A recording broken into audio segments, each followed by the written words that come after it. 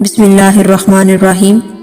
سلطان محمود غزنوی اکثر رات کو بیس بدل کر اپنی رعایا کے حال احوال سے باخبر رہتا اور ان کی تکالیف دور کرتا۔ ایک رات حسب عادت رعایا کا حال معلوم کرنے کے لیے بادشاہ سلامت بیس بدل کر محل سے نکلے، گشت کرتے ہوئے ایک ویرانے سے گزرے۔ وہاں چند آدمی بیٹھے آہستہ آہستہ باتیں کر رہے تھے۔ سلطان بھی ان کے قریب جا بیٹھا، دعا سلام کے بعد پوچھا، تم لوگ کون ہو اور رات گئے یہاں کیا کر رہے ہو؟ انہوں نے جواب دیا، ہم چور ہیں، اور اب یہ بتاؤ تم کون ہو؟ سلطان نے کہا، بس میں بھی تمہیں میں سے ہوں۔ یہ سن کر وہ خوش ہوئے اور خوش آمدید کہا۔ وہ آپس میں اپنے اپنے ہنر اور کمال کے بارے میں باتیں کر رہے تھے۔ پہلے نے کہا، میرے کانوں میں یہ کمال حاصل ہے کہ رات کو جب کتا بھونکتا ہے تو میں سمجھ جاتا ہوں کہ وہ کیا کہہ رہا ہے۔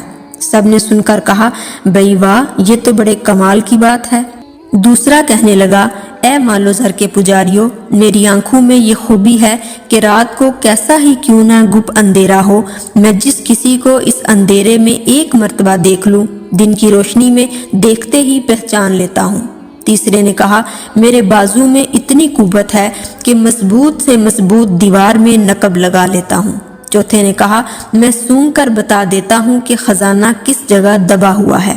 پانچویں نے کہا، میرے پنجے میں وہ زور ہے کہ اونچی سے اونچی جگہ پر کمند پھینک سکتا ہوں۔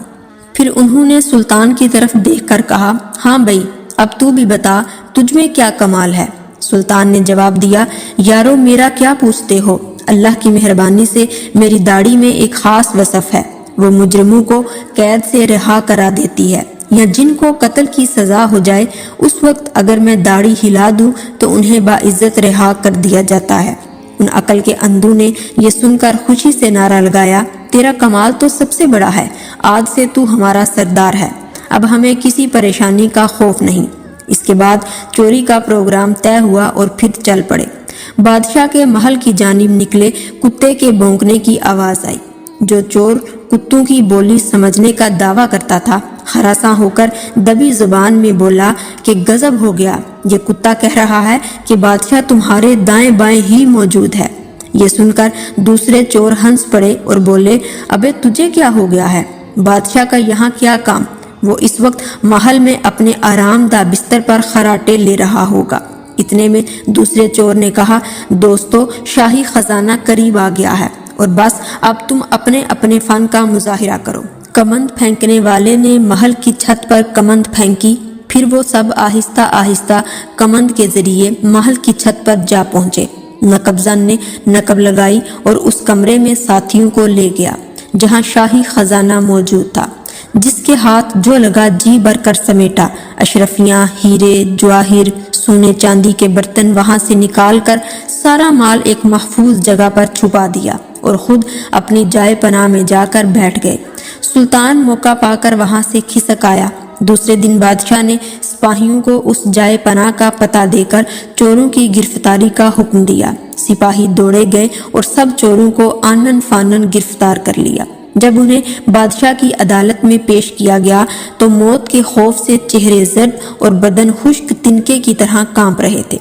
ان میں سے وہ آدمی جو رات کی تاریکی میں کسی کو دیکھ کر دن میں پہچان لینے کا دعویٰ کرتا تھا، اس کی نظر جو ہی سلطان کے چہرے پر پڑی تو اس نے ہاتھ باندھ کر عرض کی، ہم سب تو اپنا اپنا کمال دکھا چکے، ہم میں سے کسی کا فن ہماری جان بچانے کے کام نہ آیا۔ بے شک ہمارا ہر کمال بدبختی اور آفت ہی ڈالتا رہا، یہاں تک کہ ہمارے ہاتھ اور پاؤں بندھ گئے، جلاد ہماری گردنیں اڑا دینے کے لیے کھڑا ہے، ہمارے ہنر ہمیں موت کے پنجے سے نہیں چھڑا سکتے۔ اے ہمارے رات کے ساتھی، اب وقت آ گیا ہے کہ آپ اپنے فن کا مظاہرہ کریں، اب آپ اپنی داڑھی ہلائیں تاکہ ہماری جان بچ سکے۔ سلطان محمود کو ان کی باتیں سن کر رحم آ گیا، اس نے اپنی گردن ہلا کر حکم دیا کہ ان کو رہا کر دیا جائے۔ اس سے ہمیں سبق ملتا ہے کہ اچھا ہنر مصیبت میں کام آتا ہے، جبکہ برا ہنر ایسے وقت کھجور کی بٹی ہوئی رسی کی مانند ثابت ہوتا ہے۔